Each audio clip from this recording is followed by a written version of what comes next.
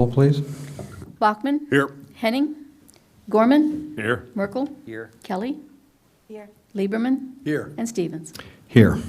I move that we excuse Kenny. He's working tonight. Excuse me. Second. Motion by Mr. Gorman to excuse Mr. Henning for tonight. We knew in advance he wouldn't be here. And second by Mr. Merkel. So all in favor? Aye. All opposed? Okay, and that's unanimous. Okay, so I'm going to turn it over to Mr. Schweitzer to introduce our two representatives from Huber Heights. Yeah, so we're having this workshop just to follow up on the information we gave you for income tax collection. Before I introduce them, I did reach out to some CPAs in the area that have dealt with Haber, and I'll just read the replies I got. One said they're pretty good, they're fairly stern on following the rules, procedures, but are resident friendly, meaning if someone wants to work things out, they will do what they can do as long as it's reasonable. Residents are not just a tax return. Another one says, I've communicated with all cities in our area and never had an issue with them that was not resolved easily. And the other one was, I have clients in Huber and haven't had much interaction either way, which is a good thing, I guess. So then I also reached out to the city of Vandalia, who we were previously with, and to their tax administrator as well as Engwood's tax administrator, and asked them about, complaints and issues. And basically they said, yes, of course, people complain about everything. Why one person's okay with paying a $200 underpayment penalty because they don't like making estimates. Another person loses their mind about an $11 penalty. So you're still going to have complaints with estimated payments. And then the next one that says, of course we get complaints about everything. Some people just don't care. He said the biggest complaint we probably have as a nightmare is the 50% credit, which affects almost everybody.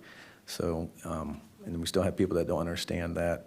So we get complaints about that regularly, along with the estimated taxes that the state has mandated.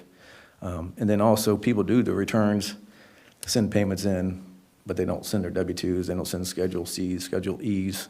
So, so they get bills and they don't understand why. They thought it's paid, and so there's just some communication needed there. So I just wanted to give you what people think of Huber, and as far as the complaints on the other tax administrators. So I have nothing else really. We presented everything else before. So if you have questions for representatives here from the city of Huber Heights. I have a couple of questions. Okay. I think this is either the fourth or the fifth change we've made in the income tax collection in less than 20 years. 2000. And Yeah. I mean, no wonder the people, the citizens can't understand it. If Yep. we change every 3 years, it's going Yeah. to be difficult. 2004, when the income tax was instituted, the city went with 5 years after the city began, right. we They said went. no income Yep. tax for 5 years. So they went with Rita. That's who was here when I came on, and we had some issues with Rita. So then the city of Vandalia came open. We went there. It was a local office. Everyone loved Vandalia, but then Vandalia's council said we don't want to collect for other cities. So Brookville's still with them. They decided to pay a higher rate. But Union, West Milton, we all went elsewhere, and that's when we ended up with CCA. And I also think that the last city we were with threw us out, if I recall properly, at their whim, not at our whim. Right. It's West Milton and everybody else went with. right. They instituted higher rates that were just didn't make it feasible. I mean, and I don't mean to be negative, but how else to say this? Huber Heights is having a hard time keeping a city manager, much less people on their council. And I mean, I don't. I did. Huber Heights is going to be here for a long, long time. I understand that, Kevin. But I just, and I don't ever remember paying $20,000 when we switched before either. When we went to Vandalia, we did have to pay some money for CMI to do the conversion, because that's who Vandalia used. And then, when I reached out to Huber, I also reached out to Engwood, since we had the fire collaborative. I reached out to the finance director, and she goes, well, let me ask the city manager. You know, I never thought we'd have a fire collaborative, so, well, you know, about them collecting our income tax, and they came back that they didn't think it would be feasible. They didn't want to collect income tax, so that's why we continued our talks with Huber, because we're trying to find someone local that residents can go to in person and have their issues taken care of. As I said when this first came up 2 or 3 months ago, don't you think a major part of the problem is that people don't enjoy paying taxes? Exactly. And there's going to be a problem. Whoever's trying to get into their pockets is going to create a problem. Yes.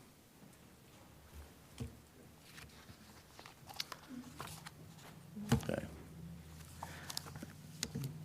You have any questions as far as Any other questions for Huber's Kevin? operations or Kevin on this? Just to respond to what Tim said, basically CCA was a nightmare, and I believe that it's a positive step for us, in my opinion, to go with Huber Heights, and I don't think that the tax department's the same as the council or the city manager. I think that has nothing to do with it, but I think moving forward, we have to do something.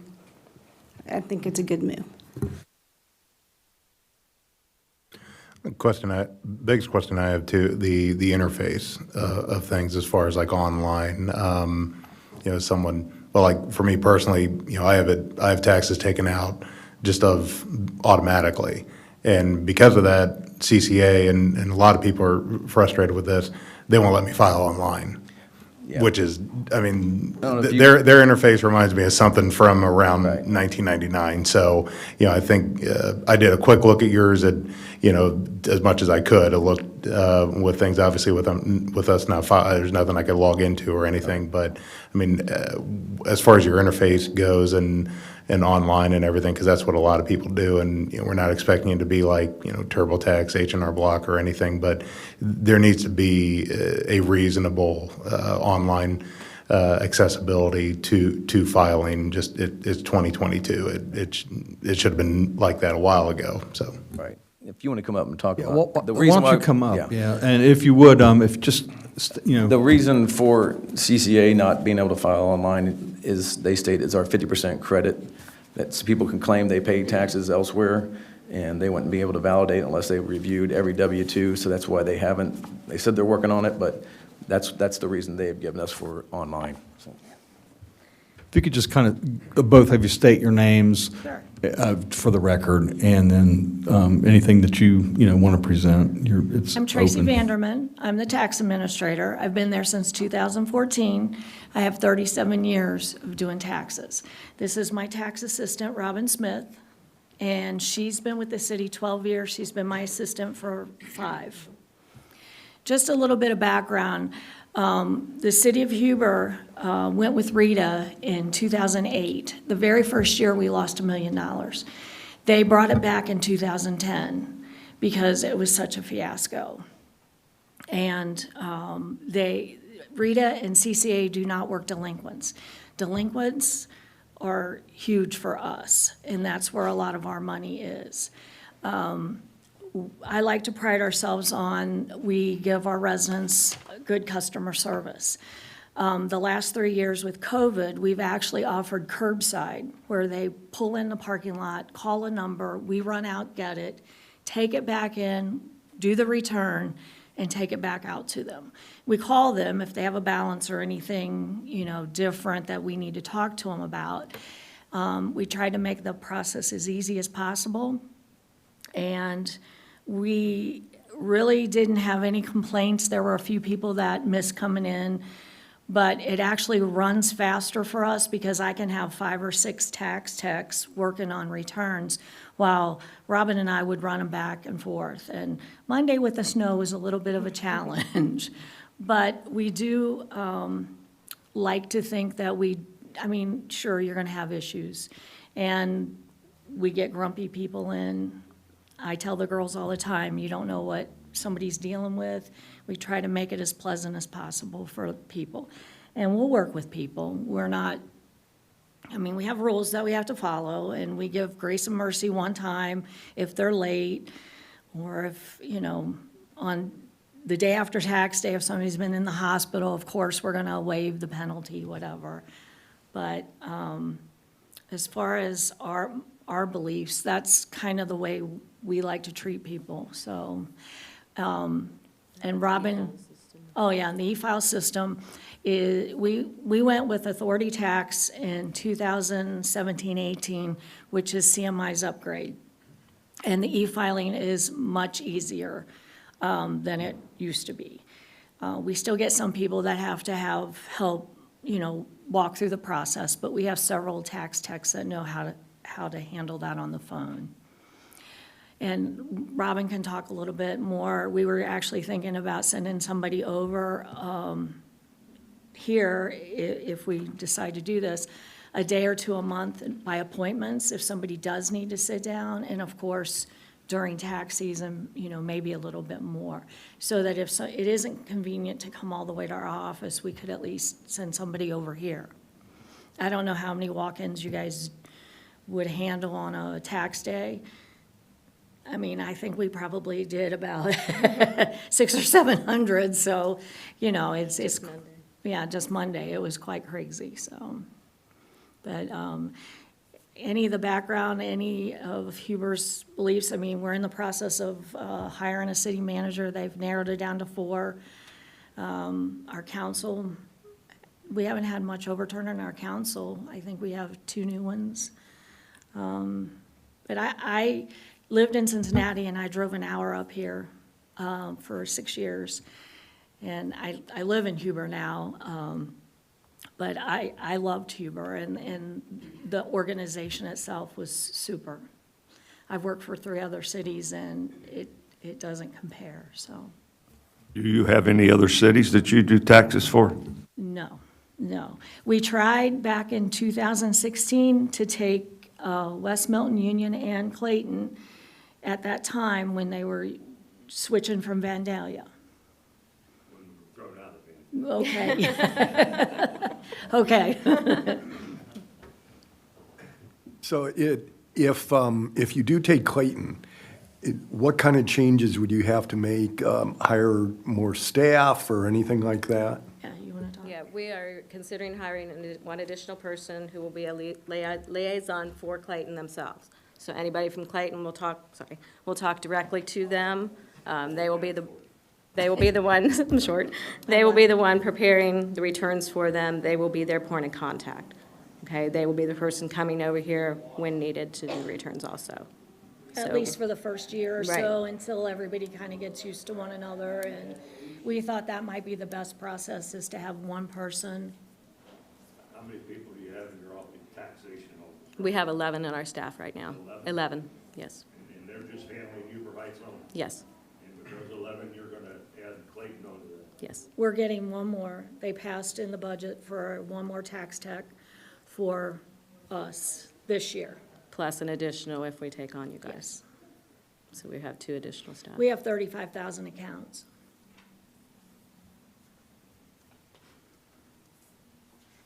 Any other questions or comments? I mean, I guess my big question is the big picture, is this something, obviously you think you can handle taking us on, or, so if you would take us on, would you still consider taking on additional cities also? Like, is this something you're throwing out there, or? And not at this time. I think, this is a pilot program for both us and you. And, possibly later on down the road, if it works out well and we have the personnel and we think we can do it, we will. But our focus is going to be on you. And I know that we can do it better than Rita or CCA can. I know that. Because we're there. We can talk to Yeah. you. You can come in our office, you can pick up the phone, we will talk to you. So my only concern is, do you think that, given the staff that you have, that you will be able to handle what we have in addition to that? I mean, I heard you say one person is going to be dedicated Right. to Clayton. Would it take more than that? I don't believe so. I mean, we handle, roughly, our techs handle between 5,000 and 6,000 accounts right now, each now. And with what we've learned from you guys. We got about 6,500. Yeah. Yeah. Yeah. 6,000, 6,500. So with the additional person we have in coming on before this is even in effect, we'll have 2 new ones coming on. And it would be one of our seasoned technicians that would Be Be taking the- every, yeah, liaison. Thank you. you're welcome. Anything else? Okay, well, I'm sure we'll have a nice discussion about this. Appreciate you coming in, Talk and about us, aren't you? we are. It's all good, though. Thank you. Yeah, well, thanks for coming in.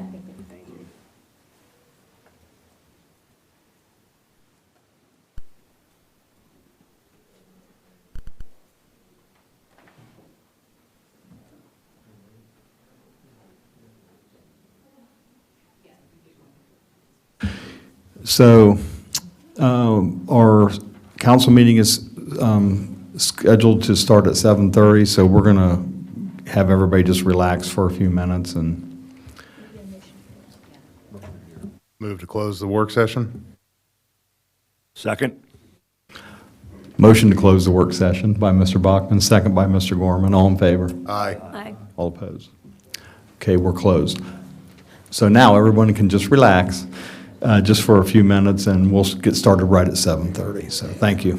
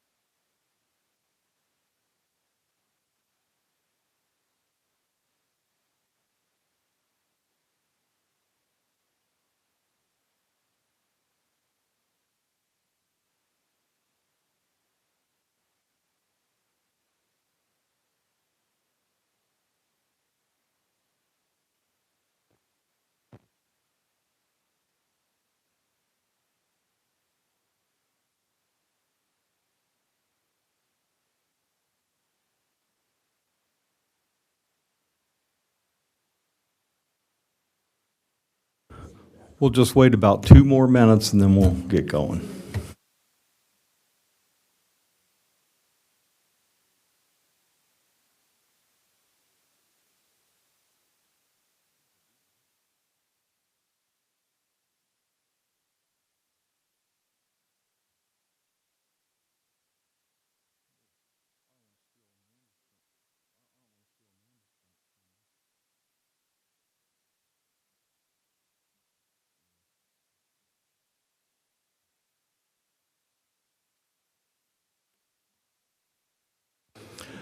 I will make a quick announcement, and this was at the suggestion of Councilman Gorman. I wouldn't have thought of this myself, but he wanted to make sure if you guys want to watch our council meetings on TV, write this down. You might want to watch your part of it on TV is what I'm talking about. Okay.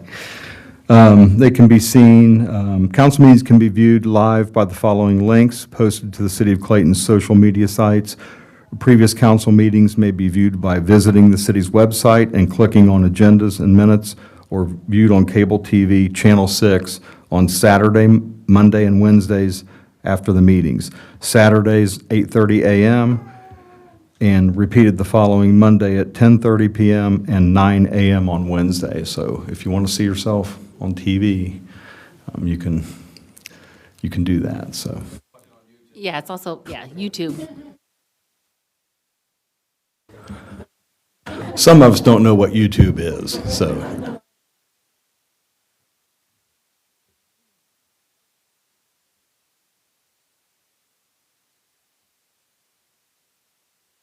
Okay, I think everybody ready? I think we're ready to get started. Okay, well, first of all, we have a packed house tonight, and that really makes us happy. A lot of times we have council meetings and we just have, a little sprinkling of visitors, so I want to say welcome to everyone. We're really glad you all came out. Okay, we're going to start our meeting now with call to order. Will you all please rise for the Pledge of Allegiance?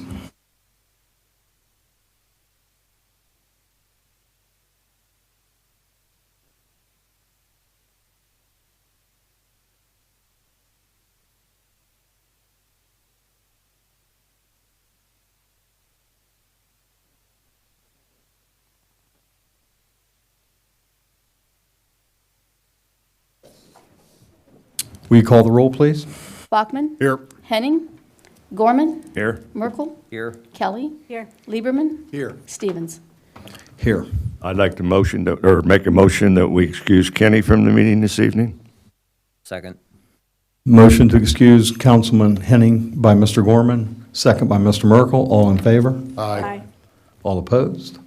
Okay, let the record show that's unanimous. We knew Mr. Henning wasn't going to be here tonight due to a work conflict. So tonight, we are very fortunate and proud that we have 2 special presentations. And the first presentation is a proclamation, and this is to Northmont High School DECA team. So I'm going to ask Mr. Wags to come up.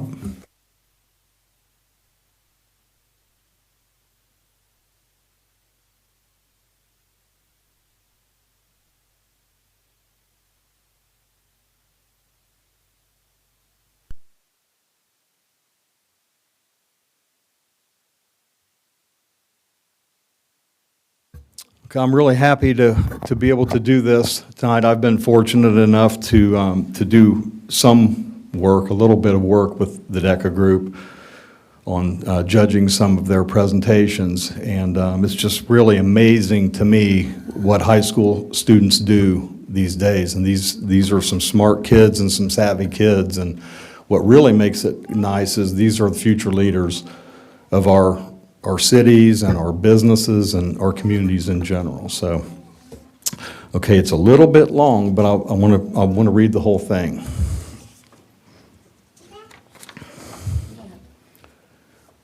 Yeah.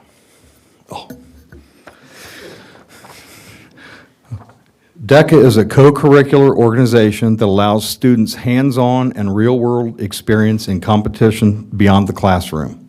Students have an opportunity to compete in 53 different competitions among 4 career clusters: marketing, hospitality, finance, business management, and administration. There are close to 175,000 DECA members in the U.S. Northmont has 2 DECA chapters. Northmont DECA 1, in which students are enrolled in Introduction to Marketing, Marketing 1, Marketing 2, Retail Experience, and the Northmont DECA 2 members, which are enrolled in Business Foundations, Entrepreneurship, and Digital Marketing. Students must be enrolled in a career technical education business or marketing class to be a member of DECA. We wish to recognize the Northmont DECA advisors, Eric Wagner and Brianna Butler, who oversee 88 total members.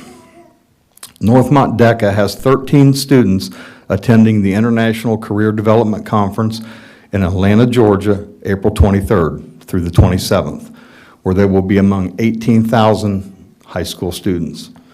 The individuals attending ICDC and their placement at the state conference are, and we want to congratulate each one of you folks, Kylie Weaver, Danielle Coomer, Caitlin Seifert, first place financial literacy event, Katie Schmitz, first place franchise business plan, Connor Zecker, first place independent business plan, Dominic Smith, second place business services series event, Lauren Bellish, second place hospitality and tourism professional selling, Chakoti eBay,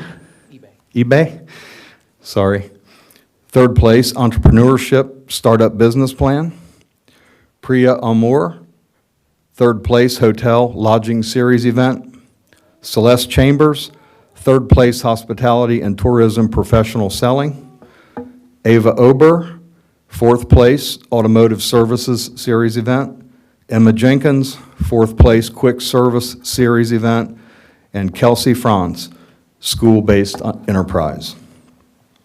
I, Mike Stevens, Mayor of the City of Clayton, Ohio, recognize and congratulate the members of the Northmont DECA team on their great accomplishments. On behalf of the elected and appointed officials of the City of Clayton, I hereby offer our sincerest congratulations and best wishes for your futures. Thank you, sir. Good job. Thank you. Real proud of you. Thank you. Proud of all the students. If we get a photo, if you could have your students come up, and I'd like to get a photo Okay. of all that are here.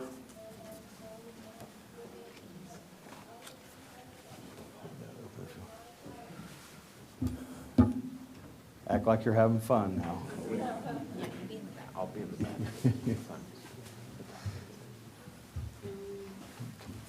Hey, Mayor, if you guys got to go in front of the council, it'd be easier for the viewers to see it as well. Up here, Mike. Do that, okay? That camera view doesn't get.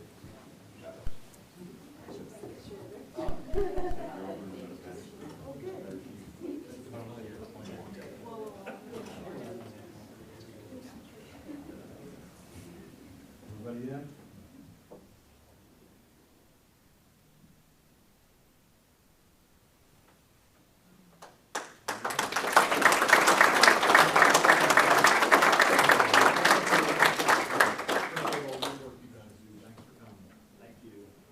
Good luck to all of you.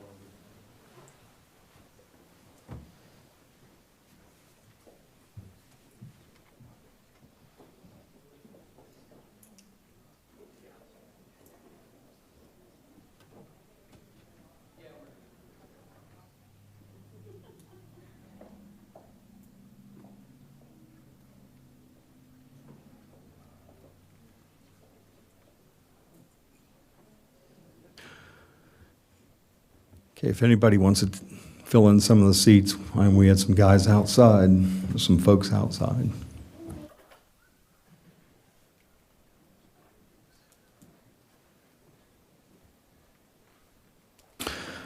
Okay, thanks again to DECA and congratulations to all those folks. We have our second special presentation tonight.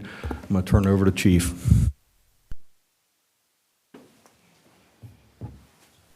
Thank you, Mayor and Council.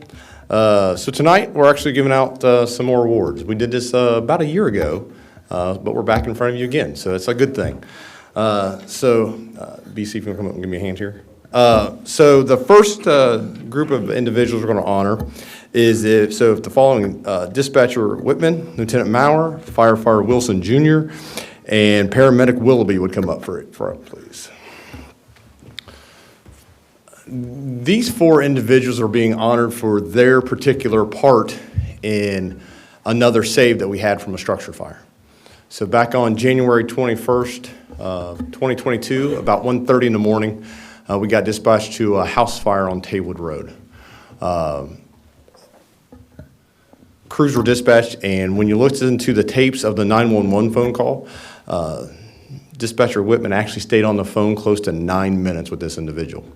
As she tried to give directions, what's going on in her house, it was a kitchen fire.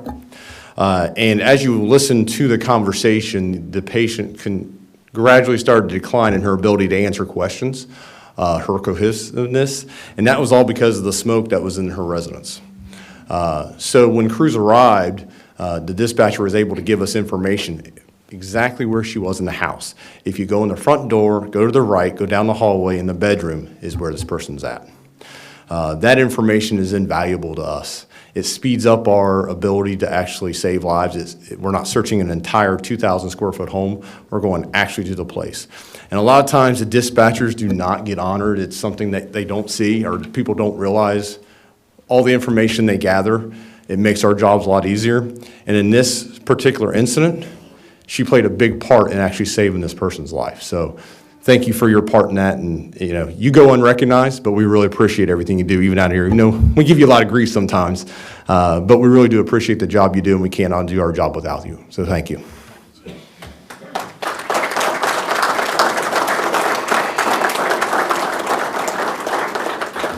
Oh, you can stay up here. You don't get to step out yet. There's pictures to be had still, too.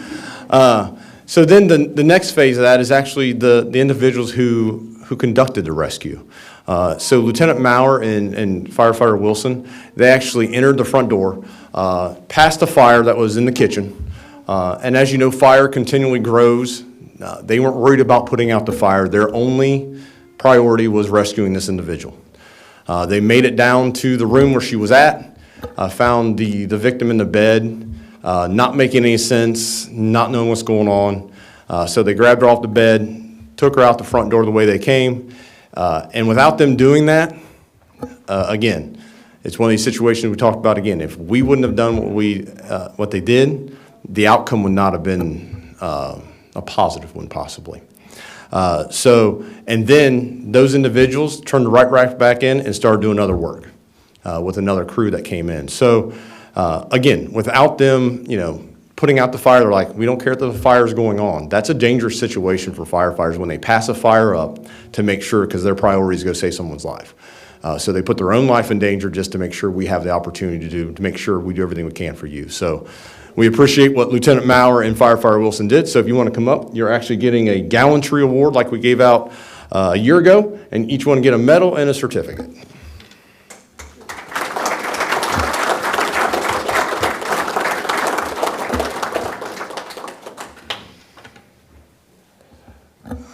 The next award goes to Paramedic Willoughby. He was actually on the medic unit that the patient was brought out to. So as soon as Lighter 85 brought the patient out, the paramedic crews were waiting right there, put her right in a cot, went right to the medic. With smoke inhalation, patients can deteriorate very quickly. So there's a couple things we have to do in a medic unit to give these people the best success for walking out of the hospital. One of those is capturing an airway. With smoke inhalation victims, it is very difficult to capture an airway, especially when you look down their throat and you actually see all the soot and the smoke that was in that house was in her mouth. So it's very difficult to make an intubation. Paramedic Willoughby did a tremendous job of capturing that airway quickly, and also actually gave a drug that not everybody carries, but we as a collaborative do. So about 7 years ago, we actually purchased what we call a Cyno kit. They're not cheap, but we made a decision back in those days that it's very important for our community to have this resource. We lobbied to the county to actually be a cash for this type of medication. We weren't successful, so we bought it on our own. So Chief Follick actually keeps up our cache of that. And what that does, it actually, for when you get smoke inhalation, it gives you the best opportunity for survival with what it does to your blood and what it does to the carbon monoxide in your blood. Comes in a glass jar, so it's very odd how it comes and how we have to give it. But Paramedic Willoughby realized that and said, this is, never have given that drug in 7 years. And he was the first paramedic to give it, did it successfully, and really honestly had a positive outcome in this patient. The patient was in the hospital for a little bit over 2 weeks. She was in ICU for over a week and on a vent. But because of part of what this entire crew did, she actually walked out of the hospital and she's alive today. So we can't thank you and congratulate Paramedic Willoughby, and he gets a EMS citation and a certificate.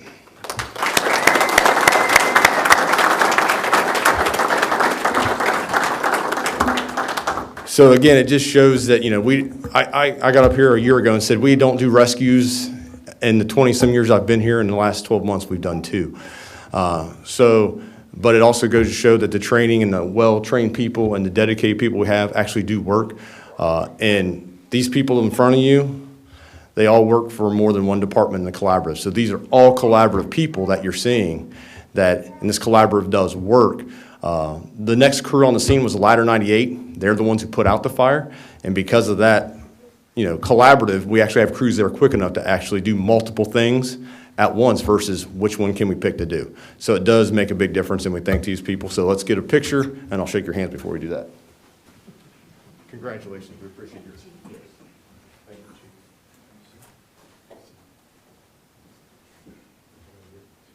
Yeah, whatever.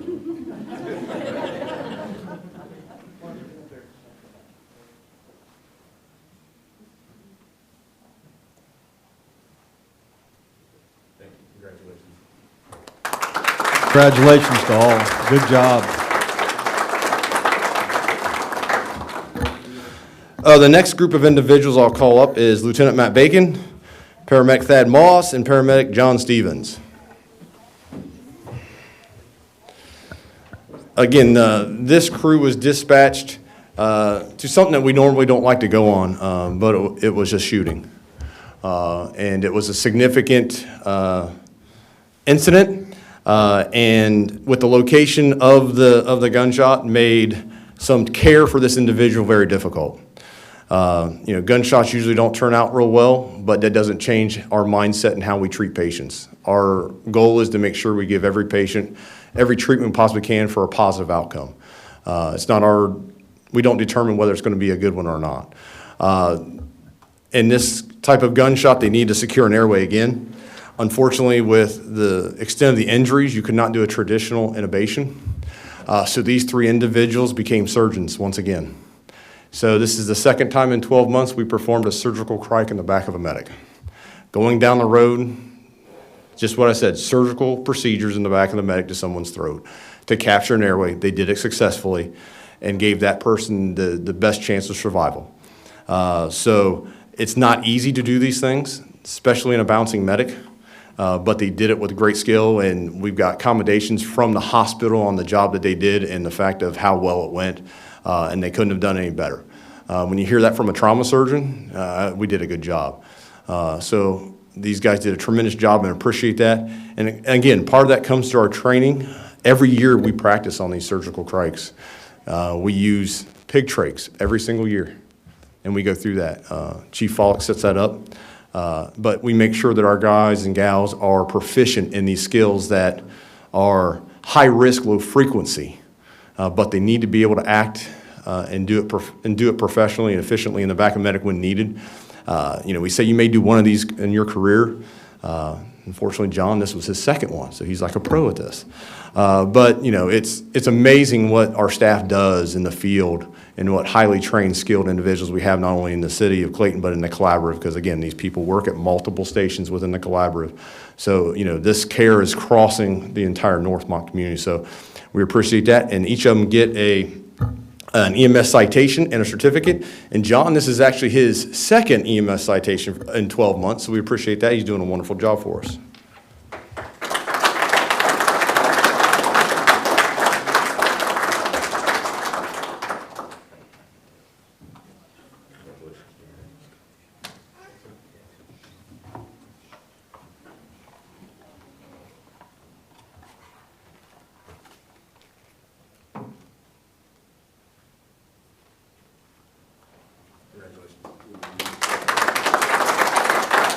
Congratulations to all. Good job. Good work.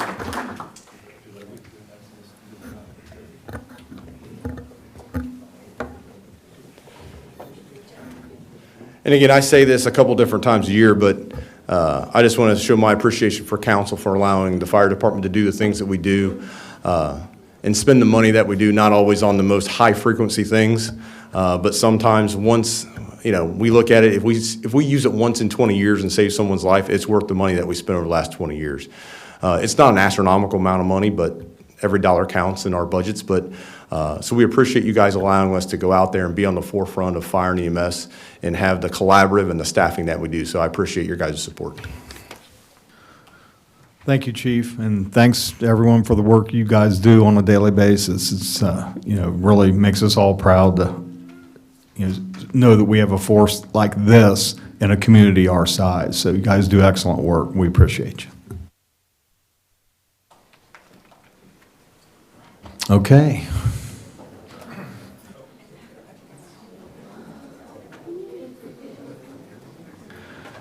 You can all stay if you want.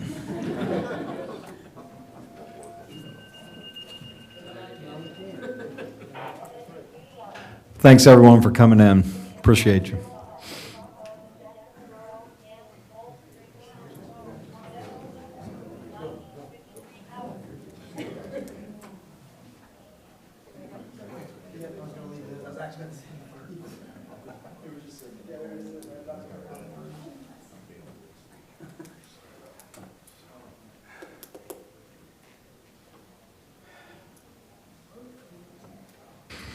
Okay, so we are going to move on with our agenda. We do have a little change in our agenda, but first we're going to hear the clerk's report. First, you have before you the council meeting minutes of April 7th, 2022. I'll move for approval. Second. Motion by Mr. Gorman, second by Ms. Kelly to approve as written. All in favor? Aye. All opposed? Okay, let the record show that's unanimous. And we're going to have a short executive session. So what that means is I'm going to ask our three visitors to step outside for hopefully be a few short minutes, and then we're going to have you come back in. We need a motion. Oh, I'm sorry. Yeah. And we're doing this to consider the appointment of a public employer official. I'll move for an executive session. Second. Motion by Mr. Gorman, second by Mr. Merkel. All in favor? Aye. All opposed? Okay. Roll call. Roll call. Bachman, Yes. Gorman, Yes. Merkel, Yes. Kelly, Yes. Lieberman, Yes. and Stevens. Yes.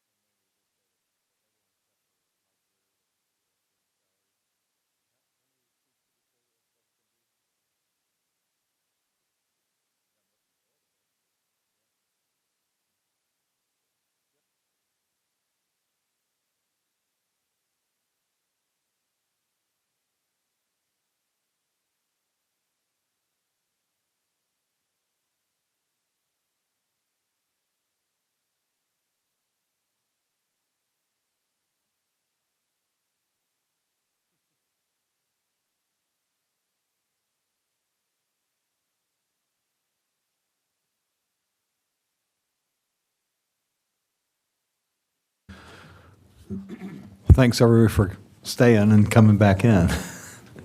We normally have executive sessions at the end, but we did this for another specific reason. But okay, is there a motion that calls back into session? So moved.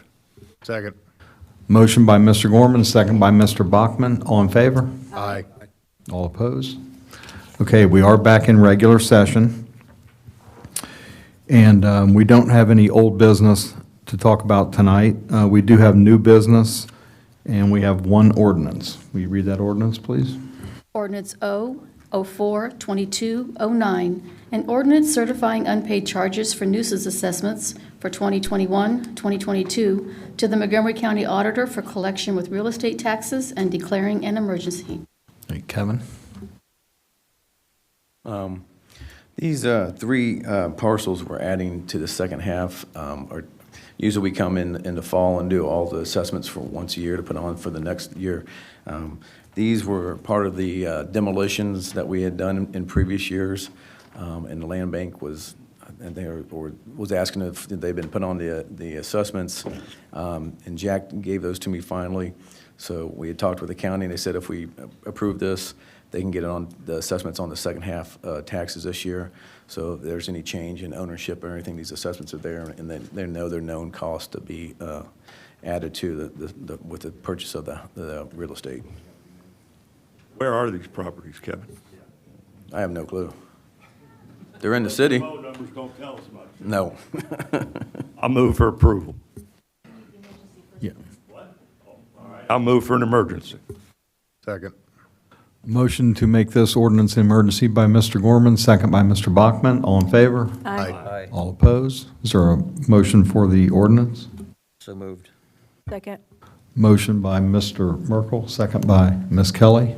All in favor? Aye. All opposed? Okay, let the record show both of those votes were unanimous. And Mayor, I have a request to add a resolution to the agenda, which is Resolution 42239, which is to appoint a BZA member.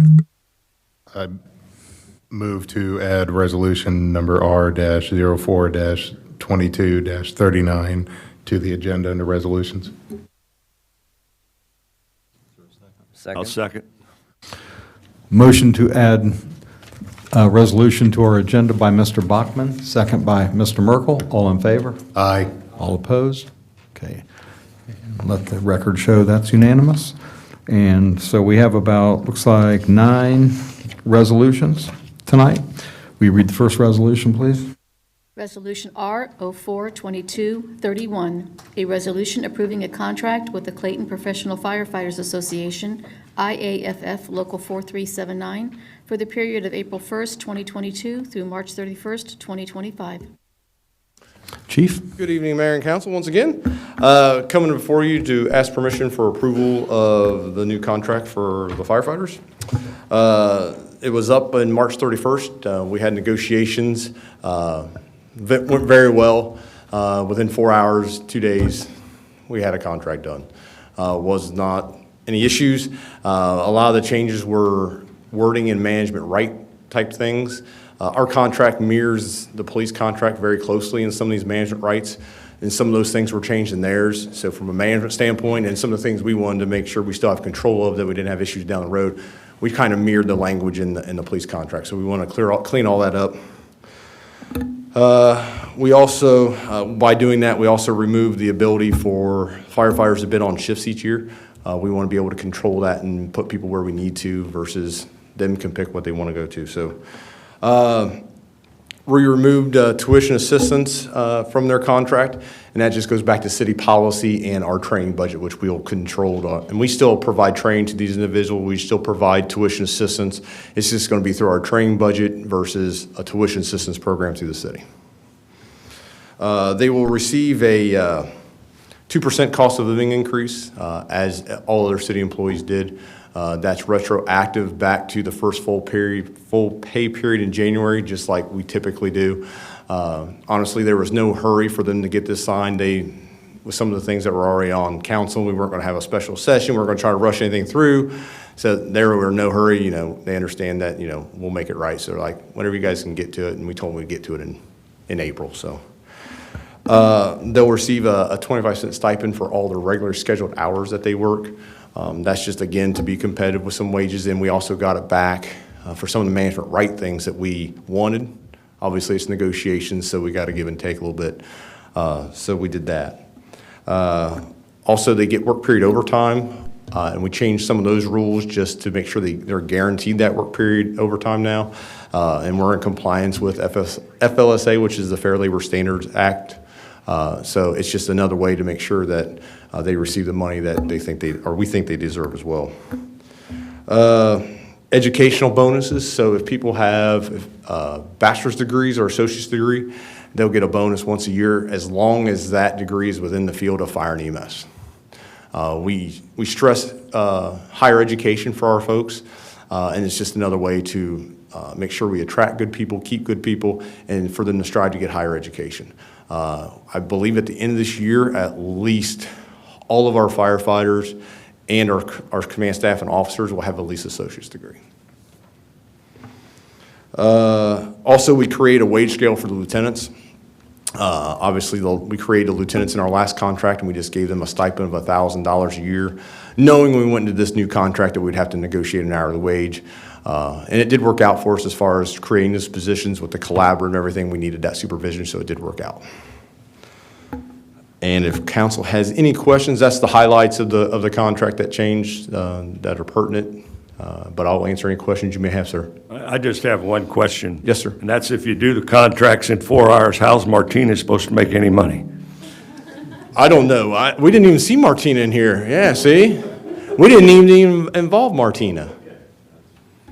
Chief, I'm assuming that the membership's all Yep. good with everything. Yep, we have no too, issues, so. no. So. I'll move for approval. Second. Motion to approve as written by Mr. Gorman, second by Ms. Kelly. All in favor? Aye. All opposed? Okay, let's show that was unanimous. Will you read the second resolution? Resolution R 04-2232, a resolution authorizing the city manager to accept the bid of and enter into a contract with Wagner Paving, Inc. for paving of Northview Park Path and parking lot at a cost to the city of Clayton, Ohio, not to exceed $3,309. Good evening, Mayor and Council. As a lot of you are aware, the city was awarded a Nature's Work grant for Northview Park for parking lots and paths. The city is going to perform, our crews are going to perform a lot of that prep work to cover our share of that project. So with the Wagner getting this project, there was actually only 2 bids. One was $39,884, and the next bid was $89,000. So it was quite a big difference. And with that grant, the cost for construction will only be $3,309. And that will be the parking lot where the old basketball court was. And then we're going to tear out all the paths and basically pack that back in there and widen them to about 10 feet. And they'll have all new paths in there. Any questions or comments for Randy on this? Move for approval. Second. Motion to approve as written by Ms. Merkel, second by Ms. Kelly. All in favor? Aye. All opposed? Okay, that's unanimous. Thanks, Randy. Will you read the third resolution, please? Resolution R 04-2233, a resolution authorizing the city manager to enter into a listing agreement with Hinkle, Schuler and Associates, Inc., Corfac International, relative to specific city-owned real property. Want to speak to that, Amanda? Or? Sure. So we're already in our contract expired with Hinkle Schuler, and we want to re-enter the contract to allow them to continue to market our properties that we have. And under this contract, it'll also include the 2 properties that we just acquired along Main Street. Any questions or comments for the city manager on that? Is there a motion? I'll move for approval. Second. Motion to approve as written by Mr. Gorman, second by Mr. Bachman. All in favor? Aye. All opposed? Okay, that's unanimous. Thank you. And will you read the fourth resolution, please? Resolution R 04-2234, a resolution to authorize and approve certain proposed revisions to the city fee schedule relative to certain zoning fees. Mr. Dorman? Good evening, Mayor Stevens. Thank you, and good evening, council members. As we have some developments moving into the construction phase, we wanted to add a fee for our construction plan review, which ultimately would culminate in a zoning certificate being issued, and that, in effect, will be our construction permit. So we're adding a fee for that. It's always been the responsibility of an applicant, but we're making it clear in the fee schedule that for any plan review and inspection fees that are associated with a development from our city's consulting engineer, that the applicant is responsible for those plan review fees and for those inspections. And then also, as TIFs are negotiated with city staff and with city council, just making it very clear that any of our legal counsel's fees associated with that negotiation is also the responsibility of the applicant to pay. And in so adding those and doing some clarifications, I kind of looked at all of the fees for zoning and wanted to evaluate the fees and make some suggested changes that I think are more commensurate of our staff effort in terms of plan review. And it kind of establishes a hierarchy in terms of the different project types and what takes more time to review and coordinate on than others. So with that, I'd answer any questions that you might have. Any questions or comments for Seth on this? Okay, is there a motion? I'll move for approval. Is there a second? Motion by Mr. Gorman, second by Mr. Lieberman. All in favor? Aye. All opposed? Okay. Thank you all. Thank you, sir.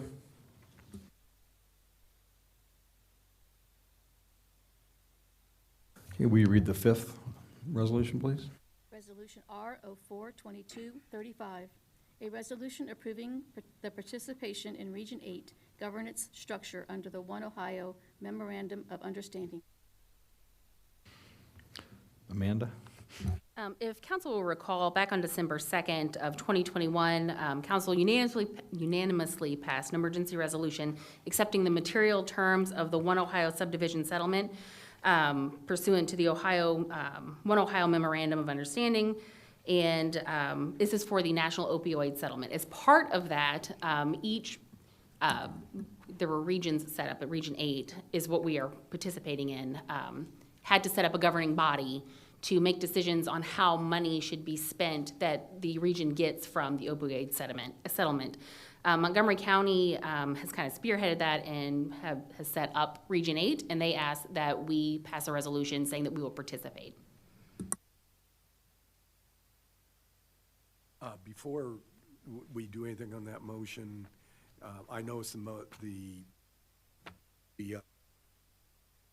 Montgomery County Commissioner as part of it. Yeah, I will do that. Okay, Mr. Lieberman will recuse himself. Is there a motion? Move for approval. Second. Motion by Mr. Bachman, second by Mr. Merkel. We have a roll call, please. Bachman? Yes. Gorman? Yes. Merkel? Yes. Kelly? Yes. Lieberman? I have to recuse myself. Abstain? Stevens? Yes. Thank you. That passes unanimously.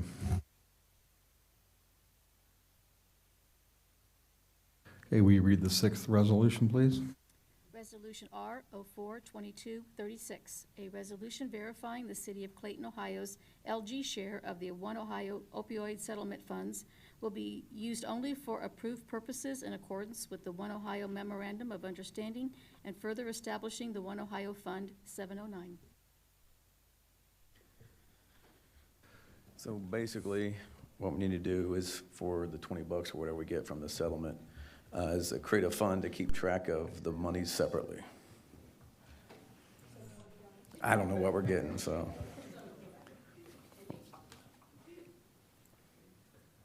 So it's just setting up a fund. Just creating a separate fund to track the expenditures and revenues. Yeah, is there any questions or comments? I'll move for approval.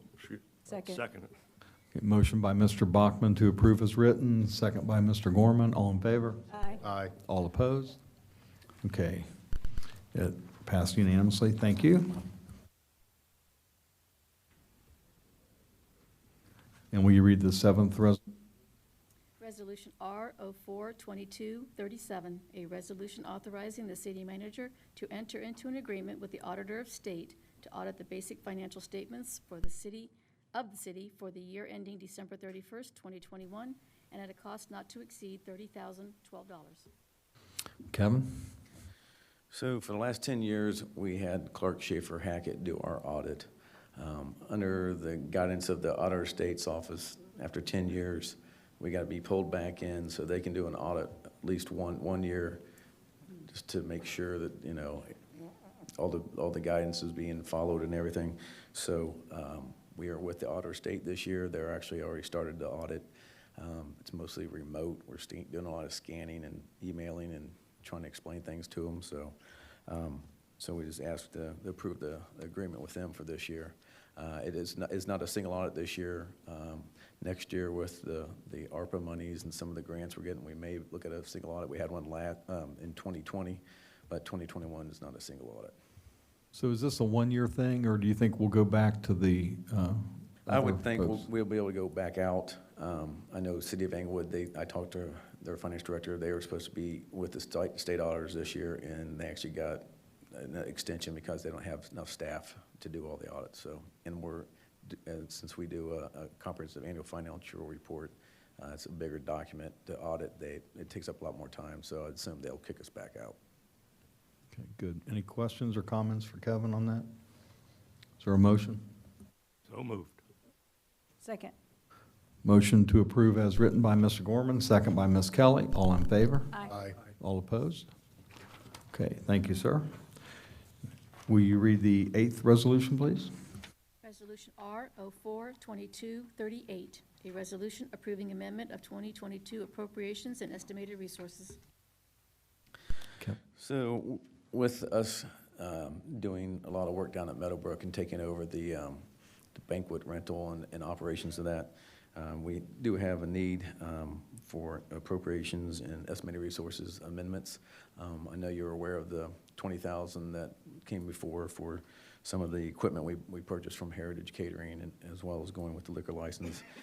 We've had a lot of equipment we bought and supplies just to get stocked up on. I know some of the street guys, service guys have been over there painting and doing some repairs as well. So we did have some expenditures that were over what we budgeted originally. So we are looking at about another $1,200 in revenues coming in. We need an additional $9,000 in personnel and $43,500 in operating expenses for the Meadowbrook. And then with the capital improvement projects, with the purchase of the lease for the street sweeper that we have, I need to book the proceeds of that lease and then expend it out to purchase it, and then we'll make the yearly payment. So I need estimated resources and appropriations of $279,534.09 for that lease, just an accounting entry, basically. That's 1 of 5, right, Kevin? How many lease payments do we have? Yeah. And then finally, we got a little bit of extra ARPA money. I don't know if township dissolved or something, they gave it to us. So we got $2,764.65 to increase the resources and appropriations to add to our fund. Are all those amounts within our budget? Yeah, the CIP and the 708, they offset each other. The general fund does have fund balance to cover these expenses. Any questions or comments for Kevin on this? Is there a motion? I'll move for approval. Second. Motion by Mr. Gorman to accept as written, second by Ms. Kelly. All in favor? Aye. All opposed? Okay. That was unanimous also. Thank you. And we have one final resolution, and I'll let Barb read that. Yeah. Resolution R 04-2239, a resolution to appoint a member to the Clayton Board of Zoning Appeals to fill unexpired term of Zachary Goit. Okay, is there a motion to nominate? I'll move we appoint Bob Madewell. Second. Mr. Gorman made the motion to appoint Mr. Madewell, second by Mr. Merkel. So all in favor? Aye. All opposed? Okay. Let the record show that's unanimous, and welcome Mr. Madewell to our Board of Zoning Appeals. Okay, so that was it for the resolutions. We'll move to the city manager's report. Good evening, Mayor and Council. Just a few items for you this evening. First, our parks cleanup will be Saturday, April 23rd at 10 a.m. You can go to any of the parks. There'll be park board members there to hand out materials to help you clean up the parks, and they will be there to help guide you. Also, Sweep Clayton Clean is coming up on Saturday, May 21st from 8 a.m. to noon at Fire Station 83 at 200 Willoughby Lane. And just as a reminder, those dumpsters fill up fast, so get there early to get items in. And we are also back to pre-pandemic operations where staff will help you put things into the dumpsters, and the wood chipper will be there. Just as a note, if you recall, probably about a year ago, I believe it was Member Henning had asked about the possibility of starting a banner program, a veterans banner program in the city of Clayton along Main Street. And, I spoke with Jack about that, and just like anything Jack does, he took it and he ran with it. And he started working with Angie Clifford at the Chamber, since she crosses all three of our jurisdictions along Main Street. And between Jack and Angie, they were able to pull this program together. So banners will be displayed between Memorial Day and Veterans Day along Main Street through Clayton, Inglewood, and Union. And Luke in our sign shop is doing a great job, and he is actually going to create the banners that we're going to put up. And each banner will be displayed for 4 years, at which time they can be offered back to the families who originally requested the banners. And each banner costs $200. And this is all being done through the Chamber, so the city isn't taking money, it'll be through the Chamber. And you can go out to the Chamber's website and to their Facebook page if you want to request a banner.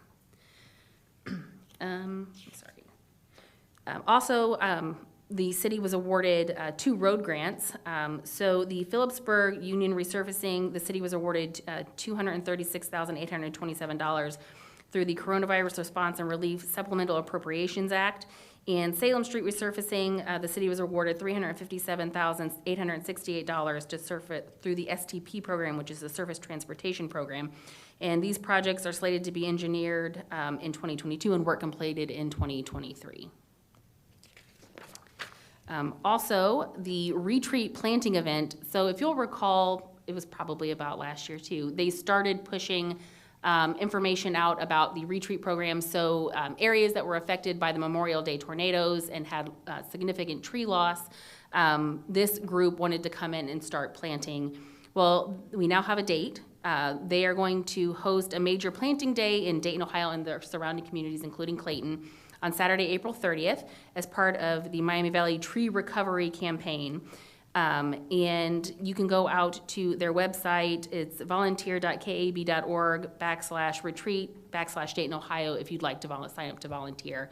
And I hear that they do like to have council members or mayors show up for those kind of events. Especially mayors. They really like mayors.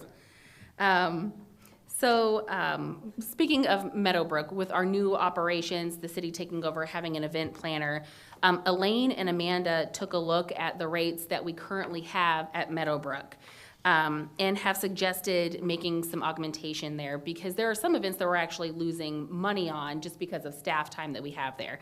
And the rates that are attached to the city manager report are actually, they're still competitive with other areas or other places that rent, and we're still very low compared to some of the other places that rent. So we plan on having that before council at the May 5th meeting for your approval. And just as a note, Oaks Trees Development has submitted to staff a preliminary plan for the corner of Haber and National Road. Currently, it's under staff review. Staff is taking a look before it goes to Planning Commission, and it is slated for the May meeting, Seth? For the May meeting. So as soon as staff is done reviewing and it goes out to Planning Commission, I will get it out to council so you can all take a look. The plan is substantially the same as it was before. It's still all single-family housing. There is a connection now between the north and south sections, and it's no longer patio homes. It's the two-story homes. And then lastly, I don't know if you'll think this is too early, but council can discuss the summer session. My recommendation is to hold one meeting in June and in July. This year, the first meeting in June falls on June 2nd, and the first meeting in July falls on July 7th. We're only required by charter to hold one meeting a month. And of course, if there is something that's coming up or something that's very important and we need to meet, we can always make an announcement that the meeting's still going to take place. And unless there are any questions, that's all I have for you. Any questions or comments from the city manager? Yeah. Do you have one question? I was looking at the facility rental rates, and it has a ballroom as 300 occupant room.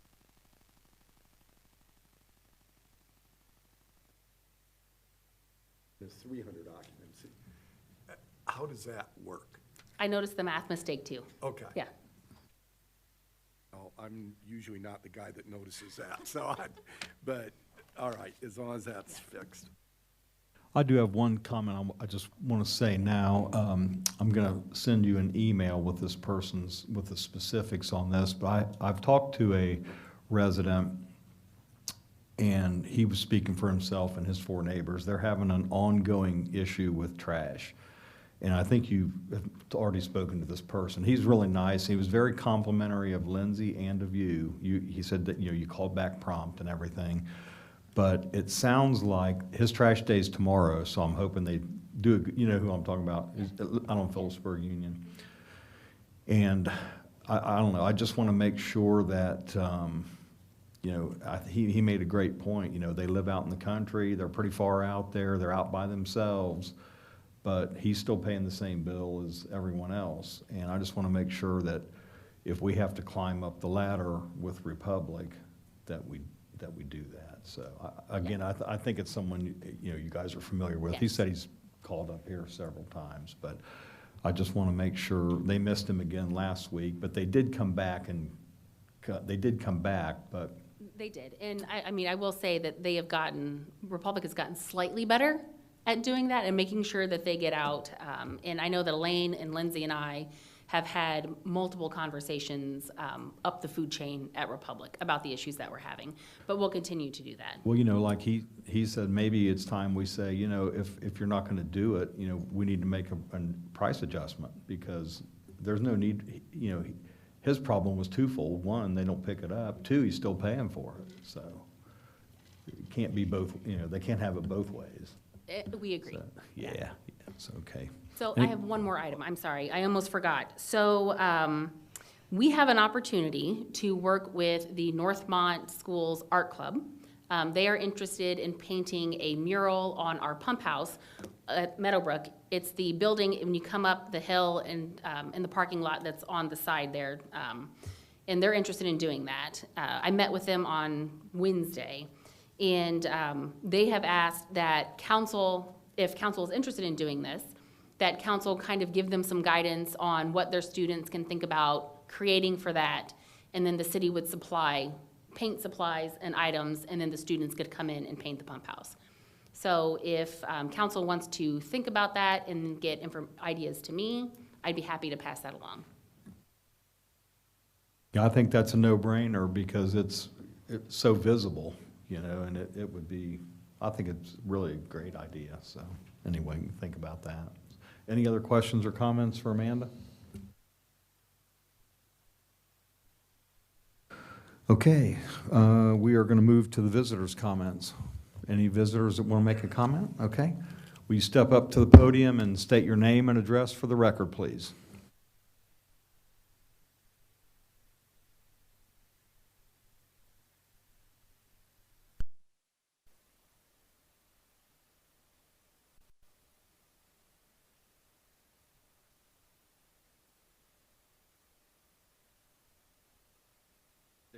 You pretty much covered all that I was going to cover there.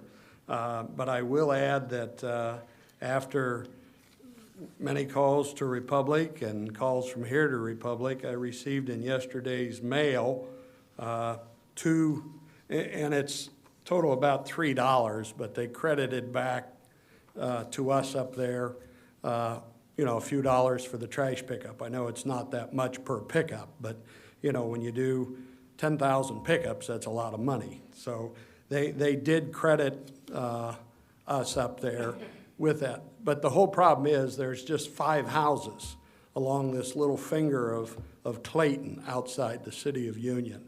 And it's more often than not that we get missed out there. It's easy to bypass the road. There's 5 houses between Haber and Reinhardt, and we're on the north side of the road. They got to drive down the road towards Union, do a turnaround, and then come back up and pick up these 5 cans. And, it's easy to miss, and I understand that, but it's consistent, and our pickups are on Fridays, which means by the time they get out to us up there in the north, it's close to quitting time. You can't call anybody on Friday and say, hey, it's 4:30. You're going to have somebody out here. And like I explained to Mr. Stevens when I talked to him on the phone a couple of days ago, I stopped by the house to check on my mother who lives with us, who's 88 years old, and going towards Union to go on to an appointment with someone I do business with. And when I came back, or the truck, I saw the truck at the end of Union there. There's kind of a turnaround there in front of a cornfield. On the way back, the truck was gone, so I figured, great, trash is gone. Parked the car, walked up to the road, get the can, started to pick it up. It's still full of trash. So I saw the truck, saw the driver, trash still didn't get picked up. But by then it was too late to contact anybody, and I called in here, first thing as early as I could on Monday morning, and got a hold of Lindsay, like I said. She was very helpful and so forth, but one of the things that you do want us to do is to contact Republic, which I do, but I'm tired of calling them, and so are my neighbors. We're tired of calling them, and saying, hey, you forgot our trash, and what we hear are the common reasons why. Well, COVID, during the COVID period of time, we have employees off sick, there's bad weather. This winter we were called, actually a phone call went out and said, your regular pickup's not going to be done on Friday, we'll catch you first of the week. By the following Thursday, it still hadn't been picked up. Well, the next day's Friday, our regular pickup. A year ago in the spring, we're having a problem with their recycle pickup trucks. They seem to like to drive in our front yards. I don't know why. There's a big hook that comes out and picks up the recycles. Why they couldn't see that white line that you guys have painted on there for them to see. I could see in the wintertime. Don't bother about it in the wintertime. You can't see it. It's covered up with snow. But in the springtime, with like all the rain we've been getting, you put a big heavy truck with big wide tires on there, you're going to have a rut that deep. Okay, well, after a couple of times of going out of my own pocket and going down to Lowe's and buying bags of fill dirt, filling it in and trying to get it filled in, they did it again. So I called the city and I said, hey, you need to send somebody out and fix this up. I guess it was Randy that either he did it or somebody come out there and took care of it again. Wouldn't you know, 2 weeks after he did that, they drove through the yard again. But since then, I guess somebody, either they changed drivers or whatever, the guy got more experience to his driving the recycle, whatever. But we seem to not have had that issue again. But again, with Republic, it seems to be that there's an issue internally that they're having. And again, it's out here in the rural. I don't think like any of you that live here and you got curbs and everything else, they can't run up in the yard and, there's 100 houses and, they pick all those up. But when you got 5 houses, it just presents a little bit of an unusual situation. Understand, but it should be corrected internally on their part. I even offered the suggestion, change our pickup day. Instead of doing it on Friday and we can't get a hold of anybody, why don't you change it to Monday? That way, then we can get it picked up on Tuesday or Wednesday. instead of Friday, and then you can't get to us until the following Thursday, well, you might as well not even pick it up if it's going to be like that. But, Mr. Stevens, I appreciate all your comments and that and so forth and looking into that. But, yeah, you pretty much said everything I was going to say anyway. So I thank everybody and appreciate your help in that. Well, hopefully you won't need to call back. So, Well, I you know, hope I mean, not. I yeah, hope not either. yeah. I hope not either. We Thank you. appreciate your patience and appreciate you coming in, you know, tonight too. Nice meeting you, so, yeah, yes, sir. Thank you. Any other comments? Michaela? Everything going okay? All right. Mr. Earl?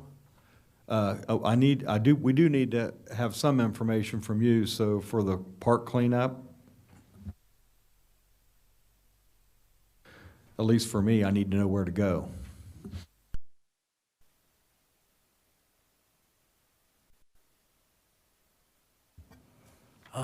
All three parks, my name is Earl Harlemert, I'm your Parks Director. All three parks will have two people from our staff at each park. We will know, we're going to put the limbs up on the, down at Westbrook, up on the path at Northview. It'll be on top of the basketball court, which is going to be gone. And down at Clayton Hartscrabble, they're going to put it out on the street so the city, Randy's crew can come down and pick up the limbs. We're to start at 10 and over at 12. It's a 2-hour deal. We do have gloves. We're going to have bags. We will have water, so you can have some water. And we just want to pick it up. What the aim and goal of the parks for this particular meeting is to help the lawnmower people, the young men that are cutting the grass. They don't have to sharpen their blades all the time. We'll have these limbs up and out of the way so they can run through the grass much faster and do their job more efficient, which they're doing a great job now too. I'd like to know who possibly put the article in the Brookville Gazette or the Brookville paper, I don't know what it's called, Star, Brookville Star. Very nice article about Clayton's Park Cleanup Day. It describes where the parks are at because, of course, you all know that Westbrook Park is pretty hard to find if you're not used to that area. And it's explained in here where it's at. So whoever did it, thank you very much. I appreciate that very, very much. So, Jack? Okay. Jack had done it. So I'll, when I see Jack, when he gets back from vacation, I will tell him. Thank you. See you all with 80-degree weather. Shorts time now, probably. Should we take our pick, or is there, do you need anywhere in particular? You can go to any one of the parks. The park that's going to need the most, I think, will be Westbrook Park, because the Westbrook, there's a lot more trees where the path are for the disc golf. I walked through our park just recently, which is at Northview. We're reasonably clean, so as soon as we get done there, if we have time a lot, we'll go down to Westbrook Park and help them. So, but we do have water. I'll have water and ice, so you can have water and enjoy yourself. We always do. Thank you. Thank you. Thanks for the good work, Earl. Okay, we'll move to council comments, and we'll start with Mr. Bachman. Evening, everyone. Really don't have much to add. Biggest thing, just looking at, the recognition for the fire department, for those, individual incidents that they obviously went above and beyond. And I think not that there was any doubts, but, the collaborative's working. So keep up the good work, guys. Thank you, sir. Mr. Gorman? Yeah, I'd like to compliment the DECA students that were here on a job well done, excuse me. And also thank the fire department or firefighters for their excellent work, and the EMS people also. And we lost a longtime businessman in the city last week, as well as a next door neighbor, Mr. Joe Schmidt, passed away, and I don't know, I used him as a plumber, or his boys are still doing it, but Joe's been around a long, long time, and he lived next door to the city building here for quite some time also. Thank you, sir. Mr. Mergel? Just, what's already been stated, congratulations to the DECA group. Thank you to the fire department for the job. Job's well done. And as was said, you don't realize what you have until you actually need it. And when it's there and offered to you, you're grateful for it. I mean, the times I've had to use it, I mean, you really appreciate it. And so basically, yes, thank you, even from a personal standpoint. And I lost a neighbor last week also, you mentioned Joe Schmidt. I lost a neighbor, lived next door basically for 45 years. She passed away on the day before Easter. And, unfortunately, with the things that happen with COVID and everything else, neighbors don't get out and see each other. So I didn't even know that she was that seriously ill. But my condolences to my neighbor, and from the standpoint of the loss of a wife, mother, and community member. Ms. Kelly? Just dittoing everyone, but thank you, Chief Garver, for your service and the great job your fire department does, and from a personal level in the past. Thank you so much. I don't know what we would do without such a great department. Thank you. Mr. Lieberman? I would just repeat everything everybody else said. And it's, DECA, did a great job. Fire department, the collaborative is doing great, and just keep up the great work. Thanks. And I'll kind of echo everything too. Congratulations to the DECA group. Like I said, I've worked with those folks, and like I said, they're really smart, savvy kids. So just real proud of all the work that they do up there. Also, the fire department, good job to Chief and to the rest of those guys. They really are heroes. I have a personal interest in all that too, so I'm very proud of all of them, our whole department. So good job on that.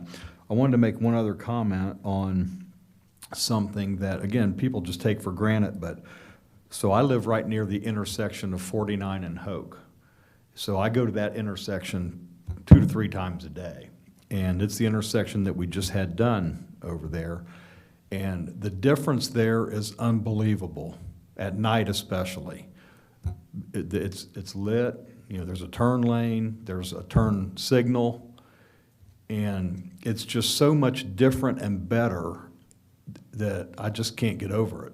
And hopefully we'll see the same thing when we move down there to the Westbrook intersection. We had a horrible crash down there just a couple weeks ago, and every time I go through that intersection at Hoke and Union, I have to think, at 49 and Union, I have to think that it's safer. It's just so much better and more visible, and so hopefully we'll get the same thing and we'll be able to prevent crashes like that, that happened a couple weeks ago. So anyway, as always, I want to say, to our council and to all of our staff, thanks for the great work that everyone does. It's really, makes me proud, and I know we're all proud to be residents here and live here and work here, and good job. And with that, I'll say, is there a motion to adjourn? I'll move to adjourn. Second. Motion to adjourn by Mr. Gorman, second by Mr. Merkel. All in favor? Aye. All opposed? All right, we are adjourned.